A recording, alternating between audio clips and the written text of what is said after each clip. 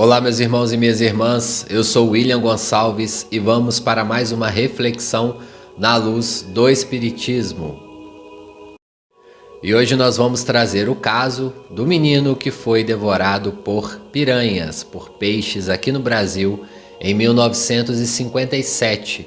O caso está no livro A Vida Escreve, a psicografia de Chico Xavier e Valdo Vieira e está no capítulo 5. Deixe o seu like, se inscreva no canal e para quem quiser me acompanhar nas redes sociais, o meu de psicólogo é @wigomperpsi e o meu pessoal é @wigomp. Com a participação aí de Aulus, o novo gatinho que a gente tem nos ajudado aí nas gravações. Bom, eu resolvi trazer esse caso. Eu sei que é um caso delicado, muitas pessoas às vezes não gostam de ouvir acidentes com crianças, mas é necessário para os nossos estudos e para a compreensão da reencarnação, da lei de causa e efeito. Depois do caso eu vou trazer alguns apontamentos explicativos e para colaborar com os nossos estudos que nós temos feito nos podcasts sobre reencarnação, eu recomendo para vocês também que ouçam. Depois de ouvir a reflexão, vai lá, procura os podcasts de reencarnação, estude. Lá nós temos falado sobre todos os apontamentos, por que reencarnar, por que o esquecimento, falamos dos departamentos das reencarnações, da lei de causa e efeito que abrange aí a todos nós, para que haja uma compreensão melhor nos estudos, ok? Vamos ao caso então. O caso chama O Preço da Remissão. No grande castelo português do século XVII, José Antônio Maria de Alenquer era um jovem senhor feudal. Naquele dia ele chama os 3 servidores mais íntimos a uma reunião, a um conselho.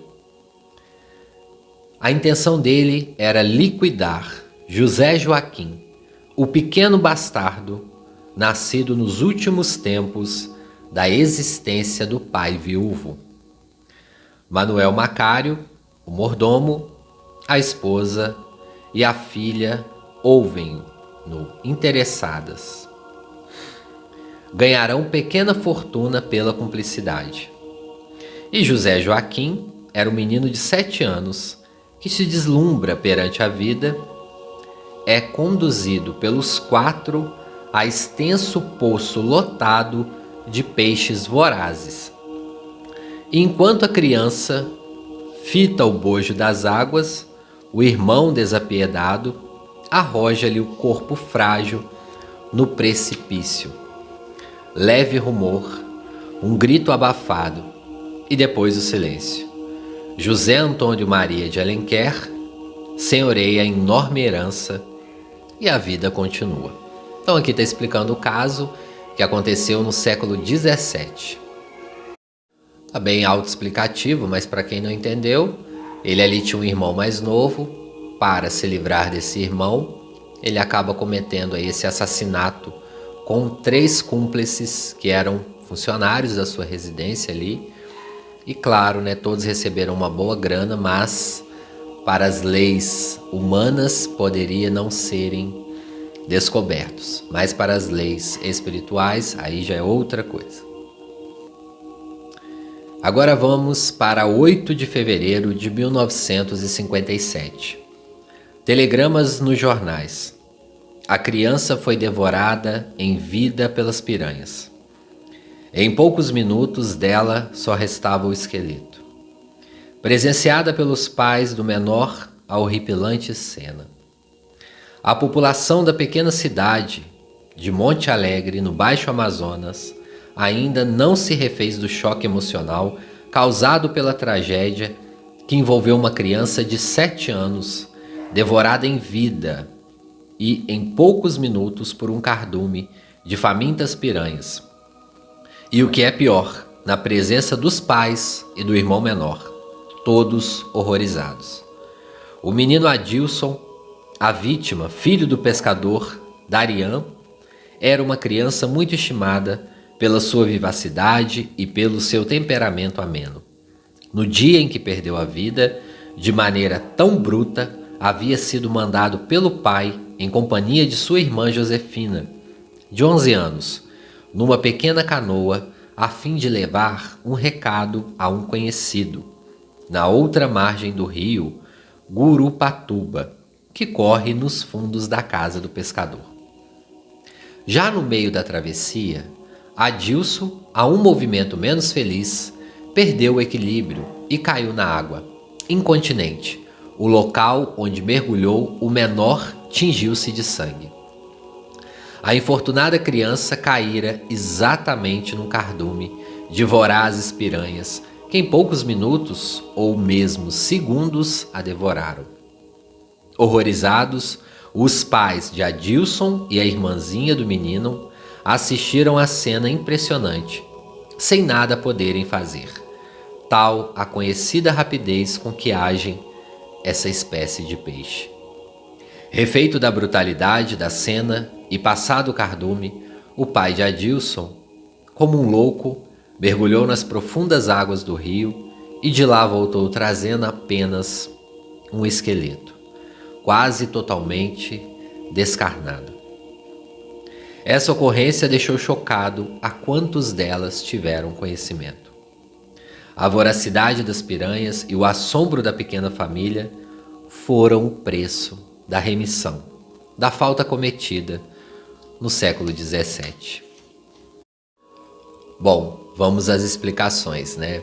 É um caso que deixa a gente um pouco triste e muitas pessoas às vezes não gostam quando a gente traz casos de criança com algum tipo de doença, de enfermidade, de deficiência, mas nós sabemos que toda criança é um espírito que vem de diversas reencarnações.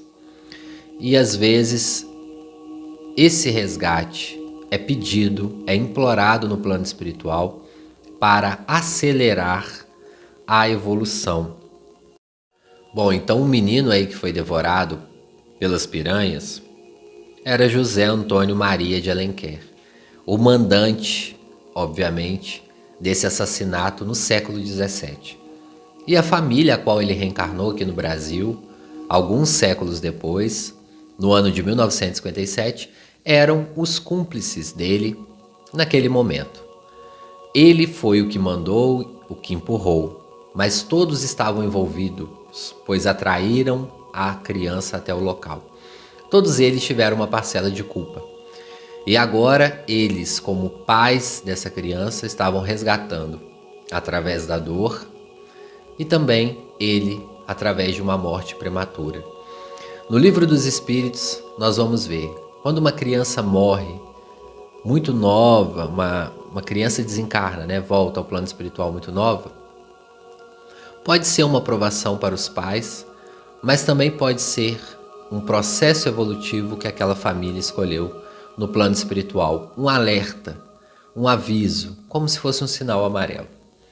Claro que, como em se tratando de reencarnação, cada caso é um caso, não há receita de bolo.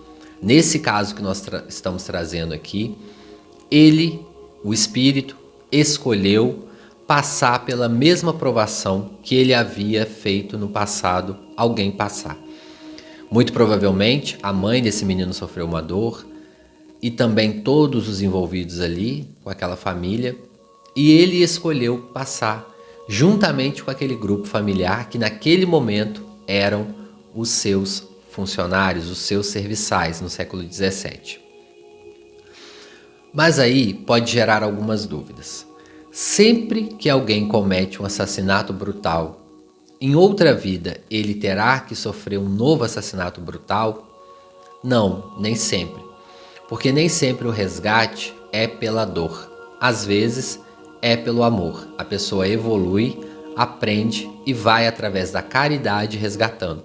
Por exemplo, ele, o José Antônio Maria, poderia ter aceitado esse espírito como filho, ter resgatado através do amor. Ele pode não ter compreendido isso, por isso que a lei de causa e efeito chegou até ele, ou ele pode ter evoluído e escolhido livremente esse resgate mais doloroso.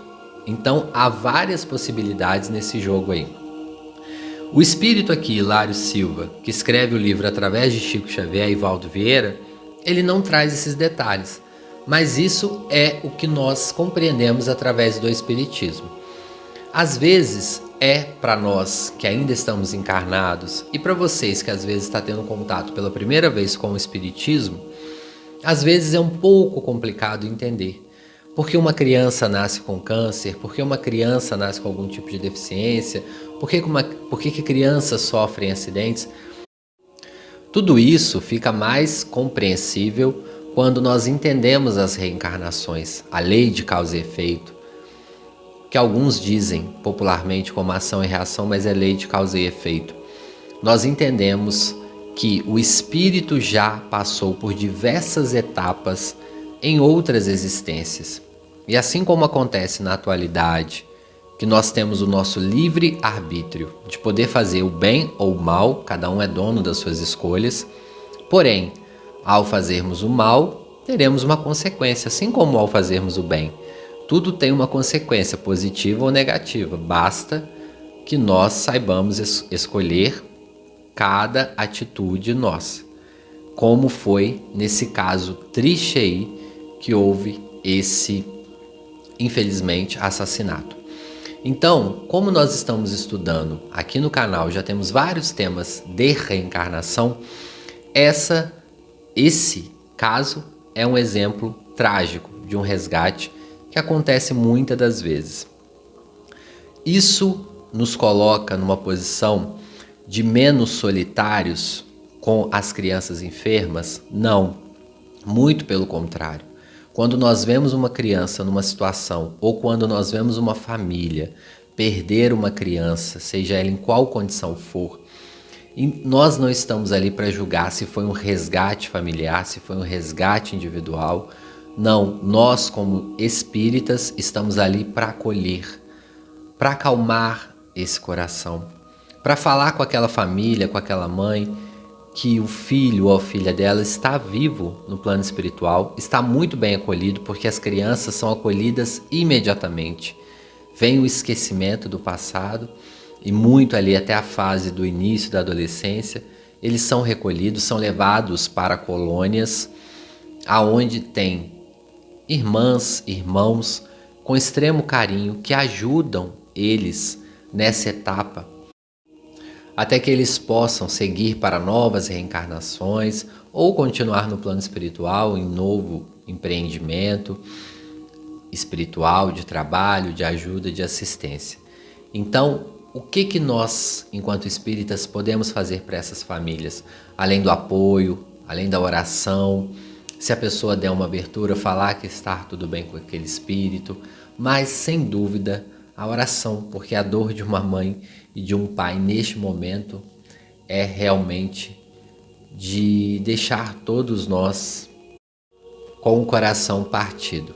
Mas, sem querer puxar aqui para o Espiritismo, sem dúvida o Espiritismo explica muito bem esses casos. Casos esses que às vezes nós não achamos uma explicação em outras religiões.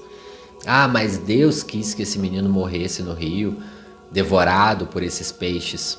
Mas por quê? Para punir a família? Que pai seria esse que pune uma família, pune uma mãe e deixa a outra sem punir? O que essa família fez? Então o Espiritismo esclarece. Por isso que é o Consolador prometido. Bom, pessoal, mais uma vez eu peço a vocês, assistam os podcasts de reencarnação, que vocês vão compreender um pouco mais sobre o que eu estou falando aqui. Tem outros vídeos aqui no canal também que falam sobre o tema. Qualquer dúvida, deixa nos comentários. Também deixa o like aí para o vídeo atingir a mais pessoas que gostam do tema. Compartilha e até a próxima reflexão. Graças a Deus.